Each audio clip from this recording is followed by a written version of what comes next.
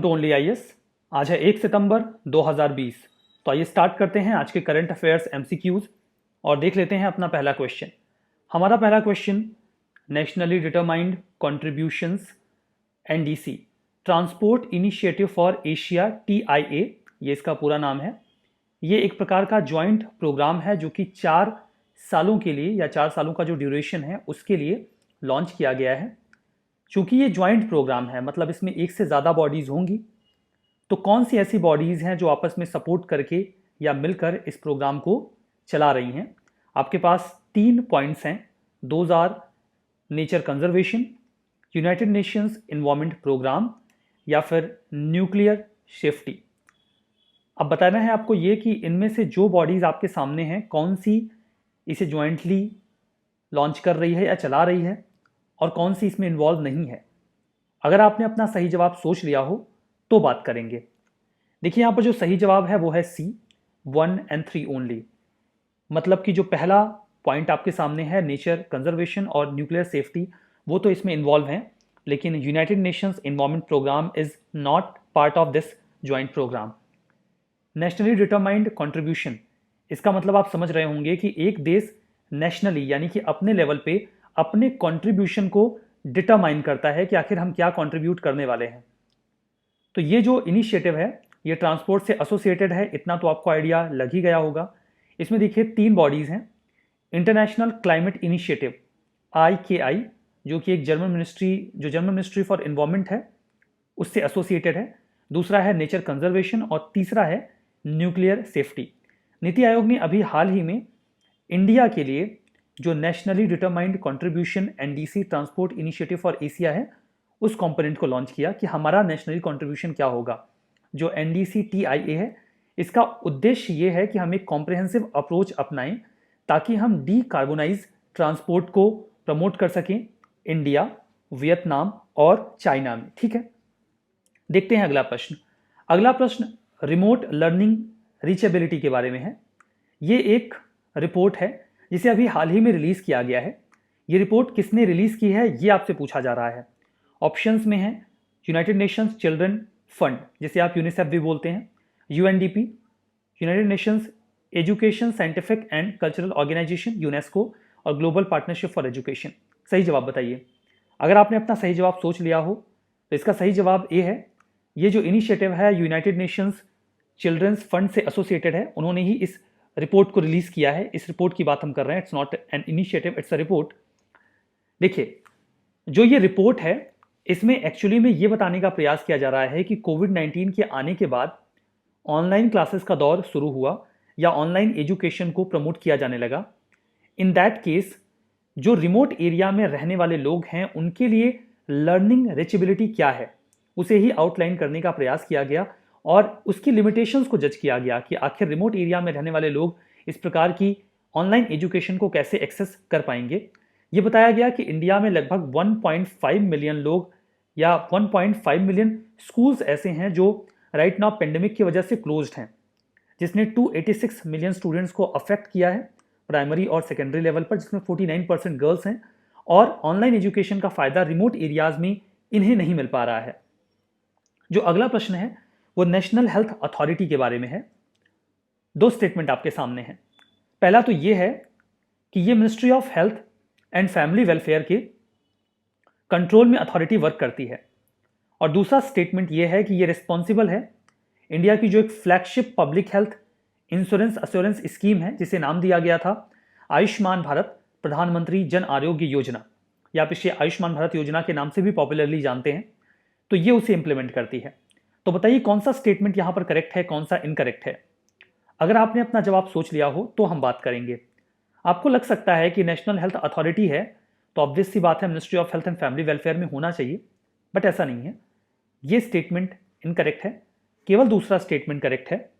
अब यहाँ पर देखिए बी कर लीजिएगा, ये गलती से सी रह गया है, यहाँ पर बी होना चाहिए 2 ओनली में। पहला स्टेटमेंट नॉट करेक्ट इसलिए है बिकॉज 2019 के बाद से ये जो ऑर्गेनाइजेशन है 2019 के पहले तक तो ministry of health and family welfare में था, दैट्स ट्रू 2018-19 तक, लेकिन 2019 के बाद से इस ऑर्गेनाइजेशन को इंडिपेंडेंट बना दिया गया और ये कहा गया कि ये ऑर्गेनाइजेशन आंसरेबल होगा एक बोर्ड ऑफ एक्सपर्ट के लिए जो कि इसी बॉडी से बिलोंग करते हैं और पॉलिसी मेकर्स के लिए, मतलब अब ये ministry of health and family welfare के अंतर्गत कार्य नहीं करता है। बाकी जो बात कही गई कि आयुष्मान भारत को इंप्लीमेंट करता है, दैट्स ट्रू। इसे पीएम जय जो योजना है उसे इंप्लीमेंट करने के लिए लॉन्च किया गया है। स्टेट लेवल पे तो स्टेट हेल्थ एजेंसीज हैं जो इसके लिए वर्क करती हैं।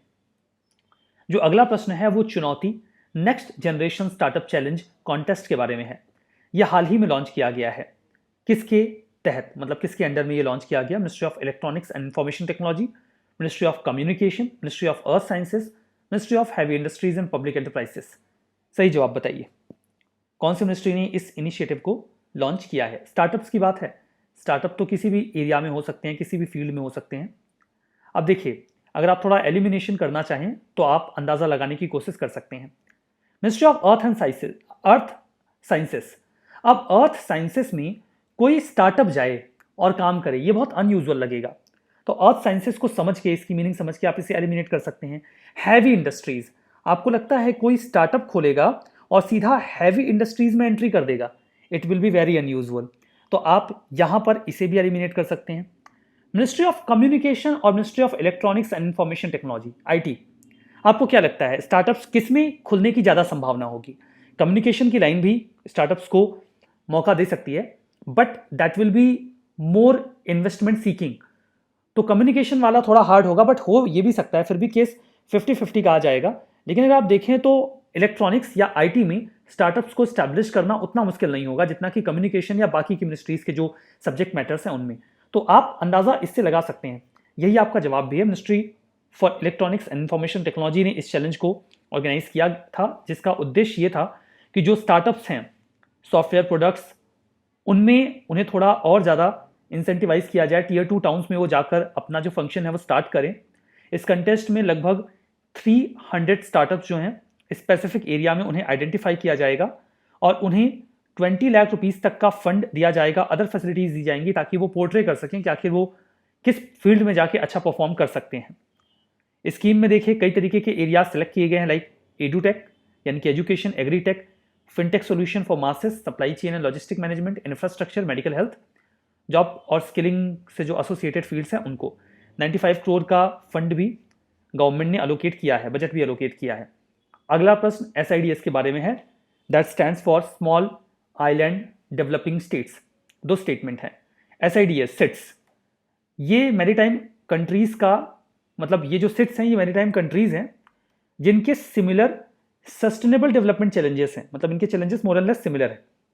दूसरा कि ये कंट्रीज हमें ग्लोब में Caribbean region, Pacific region, Atlantic और इंडियन ओशन, मेडिटेरेनियन और साउथ चाइना सी में मिलेंगे। ठीक है, तो ये दोनों स्टेटमेंट आपके सामने हैं। बताइए कौन सा स्टेटमेंट सही है, कौन सा गलत है? अगर आप अंदाजा लगाएं तो स्मॉल आइलैंड नेशंस, मैप में आपने देखा होगा ये सभी रीजन्स ऐसे हैं जहां पर आपको स्मॉल आइलैंड स्टेट्स मिल जाएंगे। अब अगर स्मॉल आइलैंड का यहां पर जिक्र है तो ये दूसरा स्टेटमेंट तो आप कैसे कर सकते हो कि ये तो सही निकल सकता है। अब पहले वाले की बात है तो डेवलपिंग स्टेट, एक तो स्मॉल आइलैंड है, दूसरे डेवलपिंग है, तो हाँ इनके चैलेंजेस सिमिलर हो सकते हैं। तो आप अंदाजा लगा सकते हो कि दो के दोनों स्टेटमेंट यहां पर करेक्ट हैं और यही आपका सही जवाब है। प्राइम मिनिस्टर नरेंद्र मोदी अभी कुछ समय पहले इन स्टेट के जो लीडर्स हैं उनसे मिले थे और 12 मिलियन $US का ग्रांट भी देने की घोषणा करी थी। इनके चैलेंजेस सिमिलर हैं और क्लाइमेट चेंज होने की वजह से इन्हें काफ़ी प्रॉब्लम्स फेस करनी पड़ रही हैं। 60 मिलियन लोग लगभग ऐसे हैं जो कि स्मॉल आइलैंड डेवलपिंग स्टेट्स में रहते हैं। United Nations development of economic and social affairs ने 57 स्मॉल आइलैंड डेवलपिंग स्टेट्स को आइडेंटिफाई किया है, जो कि 3 जोग्राफिकल, मतलब जो मेजर 3 जोग्राफिकल रीजन्स हैं कैरेबियन वगैरह, वहां पर आपको मिल जाएंगे।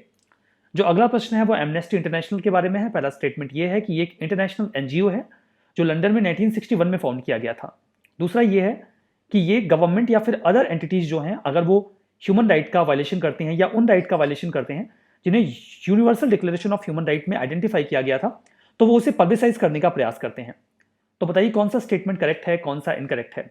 अगर आपने अपना सही जवाब सोच लिया हो तो यहाँ पर दो के दोनों ही स्टेटमेंट जो बताए गए हैं वो करेक्ट हैं। ये इंटरनेशनल इंडिपेंडेंट NGO है जो कि ह्यूमन राइट के एलिगेशंस या वायलेशन की जो एलिगेशंस हैं उनको इन्वेस्टिगेट करता है, उसकी डिमांड करता है, उसे पब्लिसाइज करता है।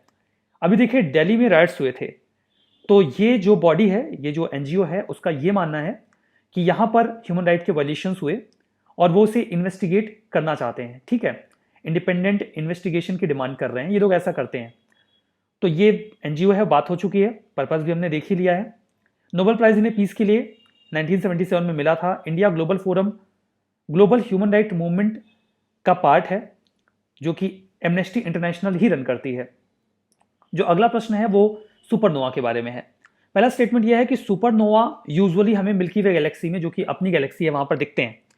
और जो दूसरा है वो ये है कि सुपरनोवा लार्जेस्ट एक्सप्लोजन स्टार्स का होता है जो कि स्पेस में होता है, या एटलीस्ट हमने इसे देखा है। तो बताइए कौन सा स्टेटमेंट करेक्ट है, कौन सा इनकरेक्ट है। अगर आपने अपना सही जवाब सोच लिया हो तो बात करते हैं। पहला स्टेटमेंट यहाँ पर इनकरेक्ट है, दूसरा तो सही है। मतलब हमने आज तक जो सबसे बड़ा एक्सप्लोजन देखा है वो सुपरनोवा एक्सप्लोजन ही होता है। स्टार्स ब्लास्ट हो जाते हैं, एक बहुत बड़ा एक्सप्लोजन होता है, that is supernova. Milky way Galaxy में ये एक्सप्लोजन हम कम देख पाते हैं बिकॉज ऑफ डस्ट पार्टिकल्स, वो उसकी लाइट को हिंडर कर देते हैं, रोक देते हैं।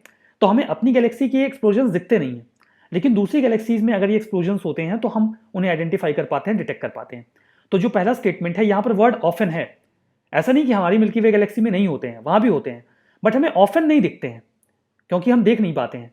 बट बाकी गैलेक्सीज के हमें ऑफन, प्रायः दिखते रहते हैं। तो आपको two only will be the correct answer. जो बात मैंने आपको बताई, इसी वजह से ये पहला स्टेटमेंट इनकरेक्ट है। देखिए, ऐसी मान्यता है कि लगभग 359 मिलियन ईयर्स एगो जो पूरी दुनिया में यानी अर्थ पे जो एक मास एक्सटिंक्शन हुआ था, वो इसी प्रकार के एक सुपरनोवा एक्सप्लोजन के प्रभाव में आने की वजह से हुआ था, ऐसे अब रिसर्चेस में बताया जा रहा है। ये स्टार्स का लार्जेस्ट एक्सप्लोजन होता है। सुपरनोवाज अदर गैलेक्सीज के दिखते हैं, अपनी गैलेक्सीज के नहीं दिखते हैं। यहाँ पर देखिए, ये बहुत जो लाइट हमें दिखती है बहुत कम पीरियड ऑफ टाइम के लिए दिखती है, लेकिन इससे हमें यूनिवर्स के बारे में काफी जानकारी मिलती है, ठीक है। जो अगला प्रश्न है वो स्विफ्ट टटल के बारे में है। हाल ही में मीडिया में देखा गया, क्या है ये? कॉमेट है, ब्लैक होल है, एक ओपन स्टार क्लस्टर है, या फिर एस्ट्रॉइड है? सही जवाब बताइए। सही जवाब इसका ए है, ये कॉमेट है, ठीक है। न्यूज में क्यों था? क्योंकि अभी परसेइड मेटेओर शावर कुछ समय पहले देखे गए, अगस्त 17 से 26 के बीच में। देखिए, जुलाई और अगस्त के महीने में मेटेओर शावर दिखता है, टूटते हुए तारे जैसी बारिश दिखती है हमें। वो इस समय इसलिए दिखती है बिकॉज जो कॉमेट्स हैं उनका एक फ्लो अर्थ के नजदीक से जाता है, उसमें एक स्विफ्ट टटल जो कॉमेट है उसके डेब्रिस हमारे अर्थ के एटमॉस्फेयर में एंटर कर जाते हैं, तो वो जब आयनोस्फेयर से गुजरते हैं तो बर्न कर जाते हैं, जिसके बाद हमें ये शावर देखने को मिलता है। ये नदर्न हेमिस्फीयर में आपको ज्यादा विजिबल दिखेंगे। जो अगला प्रश्न है वो फिजिकल परफॉर्मेंस इंडेक्स के बारे में है। कौन रिलीज करता है, पूछा गया है। सही जवाब बताइए। RBI, ministry of finance, Bombay stock exchange, या फिर CII, confederation of Indian industry? सही जवाब इसका डी है, सीआईआई इस इंडेक्स को रिलीज करता है, कॉन्फेडरेशन ऑफ इंडियन इंडस्ट्री। ये जो बजट प्रपोज किया जाता है या लॉन्च किया जाता है सेंट्रल या स्टेट गवर्नमेंट के द्वारा, उसकी जो परफॉर्मेंस है, उसकी जो क्वालिटी है, उसे जज करने का प्रयास करते हैं ऑन वेरियस पैरामीटर्स। यहां पर देखिए, इनोवेटिव टूल है एक प्रकार का, जहां पर मल्टीपल इंडिकेटर्स का इस्तेमाल करके क्वालिटी ऑफ बजट को जज किया जाता है। ये index United Nations Development Programme का जो ह्यूमन डेवलपमेंट इंडेक्स मेथोलॉजी है उसी की तर्ज पर तैयार किया गया है, जिसके मतलब कुछ 6 कंपोनेंट्स हैं जिनकी मदद से बजट को एसेस किया जाता है। Quality of revenue expenditure, quality of capital expenditure, quality of revenue, degree of fiscal prudence. Degree of fiscal prudence मतलब 2 इसके पैरामीटर्स हैं, फिस्कल डेफिसिट टू जीडीपी और रेवेन्यू डेफिसिट टू जीडीपी को इवैल्यूएशन में लिया जाता है। बाकी डेट इंडेक्स भी इसमें है। तो इन पैरामीटर्स पर डिसाइड करते हैं कि बजट कितना बढ़िया है, ठीक है। अगला प्रश्न और आखिरी ये है कि इनमें से कौन सा ऐसा पब्लिकेशन है जो पब्लिश किया जाता है, मतलब जो भी रिपोर्ट या आउटलुक है जो आईएमएफ पब्लिश करता है, international monetary fund, world economic outlook, global financial stability report, fiscal monitor. 3 pointers हैं आपके सामने, बताइए। सही जवाब अगर आपने सोच लिया हो तो ये 3 के तीनों ही इंटरनेशनल मॉनेटरी फंड के द्वारा रिलीज किए जाते हैं, पब्लिश किए जाते हैं।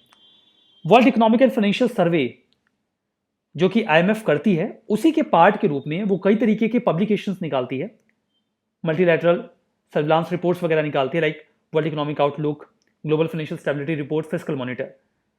डब्ल्यूईओ डिटेल्ड एनालिसिस देता है कि वर्ल्ड की इकोनॉमी कैसा परफॉर्म कर रही है, और ग्लोबल फाइनेंशियल मार्केट को ये इंटरवल पे एसेस भी करते रहते हैं।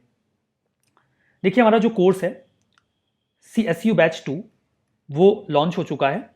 आप इसे एसेस कर सकते हैं कि ये कितना बढ़िया है, और उसके बाद आप इसे एक्सेस कर सकते हैं, video.onias.in पे जाके इस कोर्स को ले सकते हैं। इसमें विदिन 8 मंथ्स आपकी पूरी तैयारी को कंप्लीट करवाने का प्रयास किया जाएगा। प्लानर बना है, हम उसे कंप्लीट कर लेंगे। कल के मैपिंग के पार्ट में आप ये इंडेक्स और रिपोर्ट का जो पार्ट है इसे कंटिन्यू रखिएगा, इसी से प्रश्न आपसे पूछेंगे। इस सेशन में यहीं पर रुकेंगे। Thank you very much.